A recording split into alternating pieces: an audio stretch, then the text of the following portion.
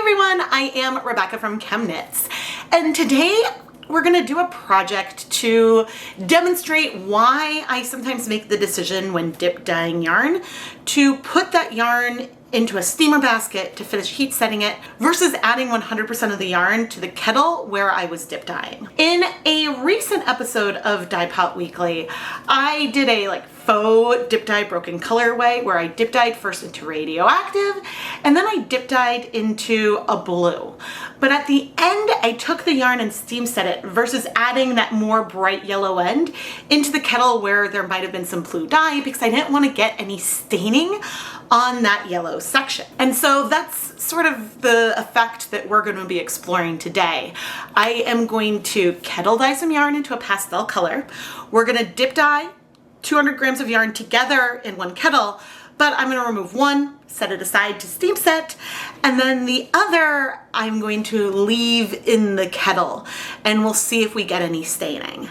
And conceivably, we might have to try this with a different color combination. If we need to, we'll go back to that green one that I said in the first example, but instead I want to revisit a colorway that I did for a previous Hanukkah special where we started with a lavender kind of color and then dip dyed into a much deeper blue. This may have even been last year's Hanukkah, but anyway, I will have the video linked down in the video description and up in the iCard. There's a little eye symbol with a circle. I often link videos up there. Reproducibility is not my biggest concern today, and I'm not going to replicate the past project 100% perfectly. It'll be okay if things are not exact. But we're gonna use electric violet for our pastel purple and then midnight blue, just like I did in the other project. And so I'm gonna go get my deluxe rubber respirator mask, safety glasses, and gloves so we can measure out the dye. If you want precision, reproducibility, accuracy, you should make a dye stock. I'm gonna attempt to measure out 0.1 grams of dye, which is not the lowest the scale is rated for, but I mean, that's fairly close. Because at this low of a weight, okay, I think I'm gonna call this because you could see how it jumped and then went back down. The accuracy at this very low end, the wind in the air can move and we won't get as much dye, but that should give us a nice pastel purple.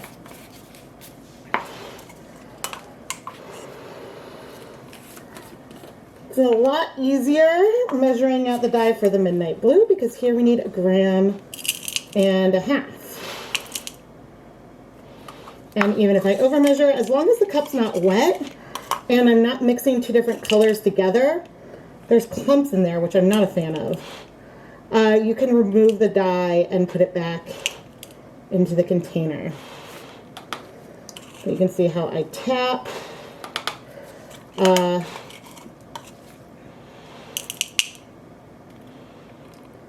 And again, it's okay if it's not exact. I'll just call it at the 1.49. And then if there's some of those clumps, if I can find them and crush them a little bit now, that might help later on. So now I need to dissolve this. And so I'm going to make some really hot tap water. Often I speed up through this process, but since I was doing such a tiny weight of dye, I thought it was worth sharing. So what should I have done here?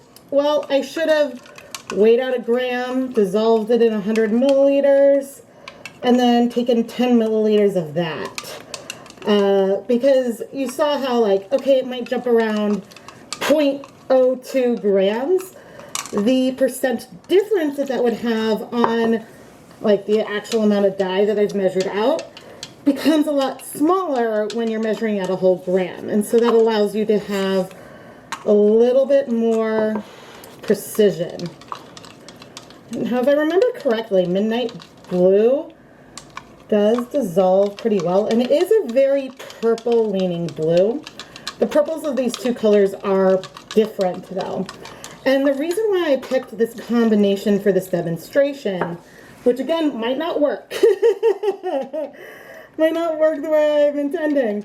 But the reason why I picked these colors is because I saw some of this staining back when I did this in that original video. Well, now let's go talk about the yarn. Today we'll be dyeing Knit Pick's Stroll fingering weight yarn, which is 75% Superwash Merino wool, 25% nylon. I'm gonna add on some brand new reusable nylon zip ties so that way color transfer from the ties is not a variable that could affect our experiment at all. And I'm gonna pre-soak this yarn in plain tap water for at least 30 minutes. If you'd like to learn more about any of the tools and equipment I'm using in this video, I have links down in the video description, and these links include affiliate links to places like Knit Picks and Amazon, which means I may earn a commission if you make purchases after clicking on my link. I checked the title of the other video and it was 2022 Hanukkah. Alright, here is our 0.1 grams of electric violet. And you can see that it's funny because I would describe electric violet as like a blue purple, but this is quite pink. I think especially compared to the midnight blue, which is more purple and will feel even more purple when we dip dye onto the purple. How many times can I say purple? Okay, but anyway, I added the dye to 16 cups of water. And now I'm going to bring over our yarn because I know that this color can strike very, very quickly. And so I just wanted to have the ability to get a little bit more even coverage on our yarn. Now, maybe it would have been better for me to pick an example where I knew I would get more contrast between the colors, between the electric violet and the midnight blue, but again, I'm picking an example where I observed the phenomenon I'm talking about. So that's what I'm hoping for here today. But now I'm going to add 4 tablespoons, 4 tablespoons of white vinegar. And again, it's okay if we have some unevenness in here, but I was just hoping for consistency between the two skeins, and we certainly have a very lavender-ish color here. And you can see, even without heating things up, most of our color is already in the yarn. And so imagine if this was hot with acid already, just how quickly those colors would be striking. And so that's just a reason why sometimes if you want all over pastel color, it's best to start cold with no acid because the yarn might soak up the dye really fast. But anyway, let's go heat this up. And the main reason why we're heating it is not because I feel like we need heat to set this color, but we're gonna need a hot dye bath for our dip dyeing that we're about to do anyway. So we may as well just leave the yarn in here as we're heating things up. That will help set our electric violet color. We're starting to get a little steamy, and so I'm just gonna go ahead and remove this yarn. And oh my gosh, we definitely still have tonal variation in here. You can see, and it's not a trick of the light, there are lighter patches and deeper patches. Maybe over here, you can see a little more, but that is okay. I think I will move the zip ties before we do our dip dyeing. But we already have the amount of acid that I want in this pan for the dip dyeing. I'm going to bring over our dye and I'll rinse this out. We might need to do this more than once. One more time will be fine. And yes, this addition does technically dilute the amount of acid we have in here a little bit, but that shouldn't be an issue for the mistake, whatever it is I'm attempting today. But what I want is to bring this to a boil. So that way we know it's hot, and then we'll reduce the temperature. But I want to make it, you know, warmer before we start dip dyeing. And as for our yarn here, I'm just going to move the zip tie to a part that is, I guess, a little bit consistently deep. I mean, there are lighter and deeper patches there. There's going to be tonal everywhere, but yeah, just going for, I was playing camera battery roulette. But anyway, my point is that I want to have, even though there are lighter areas there, I want to have a fairly pastel lavender area to start with, and some of the areas that are a little bit paler, those can go into our midnight blue and it'll be wonderful. I am gonna reduce the heat to low, reducing some of that movement on the surface. One thing I want you to pay attention to as we are preparing to dip dye, and do I want to stand higher up? No, I should be fine. One thing I want you to pay attention to is the rim of our pan, because what I don't know is whether or not sometimes some color transfer I can see on the lightest end of a dip dye. And you can see how this is way pinker than the blue there, but sometimes when you are dip dyeing yarn, that lightest, I don't know, sometimes you'll see some color around the edge, and I don't know if some of the transfer that can occur is a result of like any color that is like sort of crashed out and is on the edge of the pan versus sort of like a glaze color that's just left in the dye bath. And so I'm trying to go slow. Oh shoot, sorry about my dog barking outside. But I don't want to go too slow. And I did not watch the video, so I don't remember how quickly things happen. But notice that we do see some light color attaching, but then also there's a lot of color left in the pan. And so, yeah, that's just worth paying some attention to. And a reason why we want to go slow, because, okay, I can see to the bottom, we definitely have less color in there. See, if I dip in now, we're getting very, very little color on the yarn. So sometimes it's hard to say, especially when what looks in the dye bath looks so purple. Sometimes it can be hard to say, ooh, how much color is really there left? Now, one reason why I move things a lot, I do a lot of up and downs, is because I don't want the edge where we add color to be harsh. I want it to be smooth, but also sometimes you'll notice with dip dyeing that the color in between the skeins, you can see we've got a little bit less color in some of that area. And it's just because the dye sort of can't reach that area.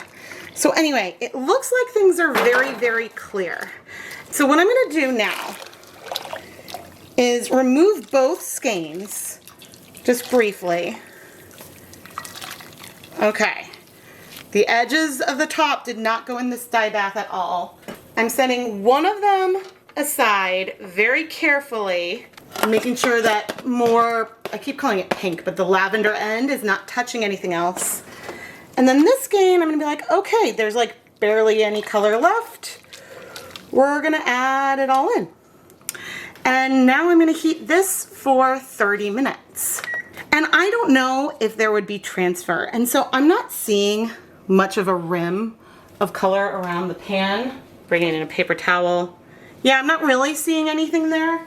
So there's possibilities that the color transfer could happen because if there's some dye left in solution, the areas that are more exposed could grab a little color. But what also could happen is there could be some unbound dye in that deepest end, and we could get transfer from that deepest end onto our lightest end because it hasn't been set yet. So when I remove it, we'll try to look and see if we notice anything. But that's one reason why, if you want to make sure there's no transfer, then I might steam set, which also can be beneficial if you are trying to dip dye a lot of yarn, because then this pot is ready to go to dip dye more yarn versus needing to use a separate kettle because this one's now occupied for 30 minutes. But anyway, I'm gonna wait until those 30 minutes are done for us to do this one. But I just want to show that even in this lightest area, you can see the difference from a little bit of that midnight blue onto our very pastel electric violet. And so if we get a hint of transfer on the other one, we'll see it. But maybe I did too good of a job and so we won't see transfer today. We never know. Now, I could take a steamer basket and put it on here. The water level in this pot is a little too high for me to do that, because if I were gonna put the steamer basket on now, the bottom of the steamer basket would be at the water level. And I don't want to introduce another variable into our situation. I am trying to do controls. Occasionally, I will steam set yarn over whatever I have going on in the kettle. But also occasionally, and not very much in like this type of dyeing project, but have been times where in the steaming process, some color from the yarn I'm steam setting will go down into the liquid below. And so since we're trying to see if we get color transfer onto our dip dyed skein today, if we potentially had some color drip down or we saw color transfer, I wouldn't be able to say, oh, 100% this happened because of dye left in the water. And so while I won't be able to say that no matter what, but if I had the steamer basket on top, then there would be another variable that could be the potential cause. And so therefore, it's better to just wait and steam set this one once the other is done. But yeah, we could talk about all kinds of other types of variables, but this is one reason why I also dip dyed them together. Again, I'm going for as much consistency as possible for something that is ultimately a very qualitative and observational experiment. But I figured this is a very long way of explaining a reason why I might do something, and of course it might not work. So we might have two skeins that feel identical in the end, and then I haven't decided what I'm gonna do. If I'll leave this video here or if I'll try to do this again and make that be a separate video or part of this video, I don't know. Sometimes it's really hard when I try to make a mistake on purpose. Because then I'm like, well, nope, you did too good of a job. So, we'll see. Cross your fingers for me. It's been 30 minutes and looking at this, I'm not immediately seeing initial color on the pink. Let's see if, aha! We do have some transfer here. Haha, it worked. Okay, so this is the area. This is the area that was next to the dark part. And that if I turn it, you can really see like that little bit of color transfer. Now on this overall colorway, this little bit of transfer up here does not make a huge difference. But imagine it were like a yellow or something and we were doing the purple on top of a yellow. Then suddenly that might make it feel even more different. Now, does that mean that this color might bleed? Not necessarily. I always recommend washing hand-dyed yarn dyed with acid dyes cold because heat can disrupt the interactions, but also don't forget that our yarn is like a sponge, and so some of the dye that was in the yarn hadn't necessarily had time to strike, especially in these more pigmented areas. And so there could have been a little dye. This transfer could have happened momentarily after the yarn going into the pan and this touching. Ultimately, this is a tiny bit of color that's on here compared to our other pink. It's just we don't have that transfer on here, and we probably won't because we're gonna steam set it. So now I turned off the heat. I'm gonna remove just a little bit of the liquid, but I'm also going to wipe around the edge. There is a hint of some color that is there, but the transfer that happened here today, I could 100% tell from the way we removed it, happened from the yarn touching its neighbor. All right, I'm turning the heat back on. The water level is lower, which is just good because again, if it boils, we don't want to encourage dye to transfer down. And I'm gonna add our not heat set yarn, which has cooled, into here. And you'll notice that I'm laying it in a way to try to keep this lightest edge from touching the rest. And you can even do something like this and wrap around some plastic wrap if you're really concerned, or you can use a heat-proof container to just sort of set an edge in and still have it in the steamer basket. I don't believe that that is necessary here, so that's why I'm not doing it. But that is an option if you're concerned about transfer from one section to another. And so now we're gonna steam set this for 30 minutes. The 30 minutes are up, and if I lift this up, we aren't seeing the transfer that we saw before because, well, there was nothing for it to transfer to. I didn't even label the two zip ties as differently because I thought that if in the end I can't tell the difference, Well, then that is an interesting data point. But anyway, there's no transfer there because there was nothing for stuff to transfer onto. But anyway, I'm gonna let this cool so we can wash it. I'm planning on washing the yarn together. I don't think that that will cause any like transfer, but like the differences here are so subtle. Like that little amount of transfer makes it a little bit more blue, a little bit less pink. It's still beautiful, and especially since this bluer color is present further down, it doesn't like stand out and isn't necessarily bad, but sometimes, and I just added some dish soap, but sometimes when you're dip dyeing to break a color, which is not what we were doing today, but if you're dip dyeing and you have like a little peekaboo at one end, sometimes you want that color to stick around. And so there's nothing wrong with wanting to preserve that, and so therefore steam setting. Now, of course, it does depend on your yarn dyeing setup that you have. And I'm not seeing any color bleeding, which is always good. But things do depend on the setup that you have. Because, for example, if you don't have a steamer basket, if you only do immersion dyeing, then that can be more complicated. So if you're looking for your first dye equipment, I recommend getting a multi-pot so you have a steamer basket or some way to steam set yarn, but you know,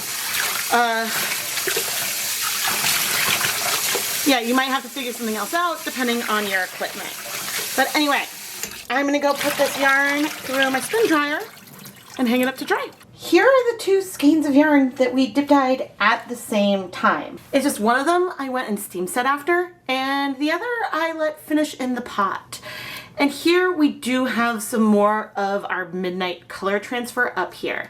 Now, as the yarn is laid out right now, it does look like this one has less pigment than this one. Let's see if I flip it. If things feel similar. Some of that is dye lot difference just from dip dyeing them in the same pan. Let's see if I flip this one. Okay, see on this side, this feels a little bit lighter as well. But I did dip dye these side by side, so things are very similar there. It's just the way we finished heat setting it that was different. I'm going to zoom in even further because the place where we really see the difference is on the most pastel, and where we had that pastel, I think it was electric violet. On the skein we left in the kettle, you can see more of this blue that has come up here. Now we do have some areas that are still a little bit more of that pastel pink.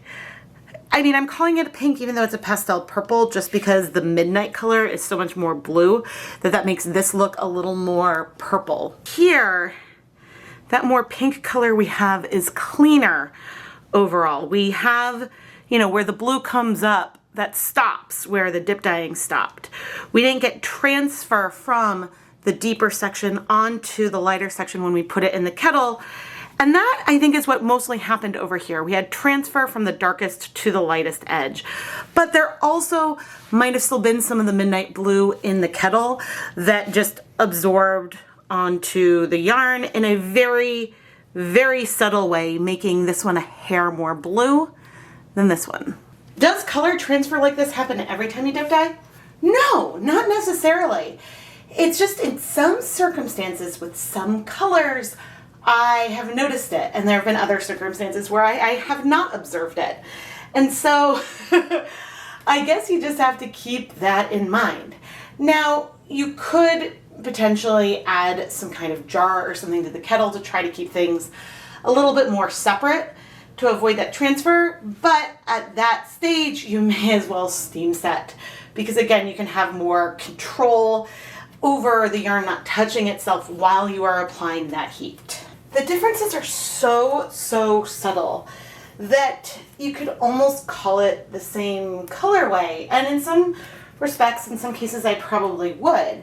I'm just going to designate one A and one B just so that way if you're purchasing them in the ChemKnits Creations Etsy shop, you know exactly which one you're getting, or if you're getting both, you know that there are some very subtle differences between the skeins. And going forward, as I do a lot of dip dyeing, sometimes you're going to see me leave things in the kettle, sometimes you'll see me go and steam set it. And sometimes I'll care more about the transfer, sometimes I'll care less. But I think that in some specific instances where you want something super pastel or even white to remain at one end, it makes sense to steam it. Or the other time that I might is sometimes if I'm dip dyeing to break a color and I see that color breaking, we're starting to capture that in the yarn. Sometimes if I leave things in the kettle, more dye absorbs and then it becomes harder to see that hue shift and it sort of diminishes the ability to detect that breaking. Sometimes it doesn't, but so sometimes there might be a circumstance where you want to remove the yarn completely because you like where it is at that moment and you don't want it to change. But then there's also other times where if you're, say, dip dyeing to break color, that second color could be left in the dye pot and there could be a lot of pigment there that hasn't absorbed at all yet. And so you want all that color to bind to your yarn all over the place to get that finished colorway that you want. And so then in those circumstances, then you absolutely want to leave it in the kettle. So ultimately, it comes down to personal preference, what kind of heating kettles or steamer baskets you have at your disposal, what else you want to be dyeing that day. And sometimes it's faster to dip dye and then put it in a steamer basket because you might need to use that kettle over and over for more dip dyeing, but if you need to leave the yarn in the kettle for 30 minutes, well then that's 30 minutes you need to wait before you can start dip dyeing the next round.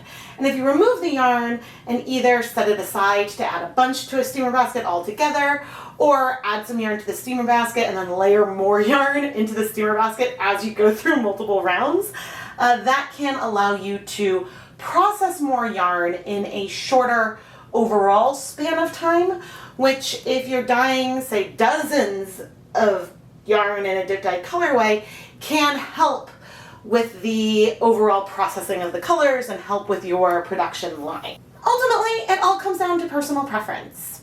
I am Rebecca from ChemKnits, and I'm really happy that the project today helped clarify why sometimes I might steam set versus leaving things in the kettle. Ultimately, I tend to go with my gut for the day, and so it can depend, but it's nice when I want to show something and show a difference between two things, even if it's subtle, and then that works, and we can actually see it in the end.